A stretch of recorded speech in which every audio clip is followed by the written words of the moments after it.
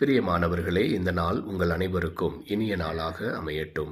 தவ காலத்தின் இன்றைய நற்செய்தியிலே ஆண்டவர் இயேசு யூத திருவிழாவிற்காக எருசலேம் ஆலயத்திற்கு செல்லுகிறார். அங்கே அந்த ஆலயத்திலே 38 ஆண்டுகளாய் பார்வையற்றவராய் கிடந்த பார்வையற்ற மனிதருக்கு ஆண்டவர் இயேசு மீண்டும் பார்வையை கொடுத்து சுகத்தை கொடுக்கிறார். அந்த பார்வையற்ற நபரை பார்த்து இயேசு, நீர் நலம் பெற விரும்புகிறீரா என கேட்கிற பொழுது, என்னை குளத்தில் இறக்கிவிட யாரும் இல்லை என கூறுகிறார். உடனே இயேசு அவரிடத்தில், உனது படுக்கையை எடுத்துக்கொண்டு நீர் செல்லும் என சொல்லுகிறார். அவரும் செல்லுகிறார், குளத்தில் இறங்குகிறார், பார்வை மீண்டும் பெறுகிறார். பார்வையற்ற நபர் கொண்டிருந்த அந்த நம்பிக்கையின் அடிப்படையிலே ஆண்டவர் இயேசு இந்த அற்புதத்தை அவருக்கு நிகழ்த்துகிறார்.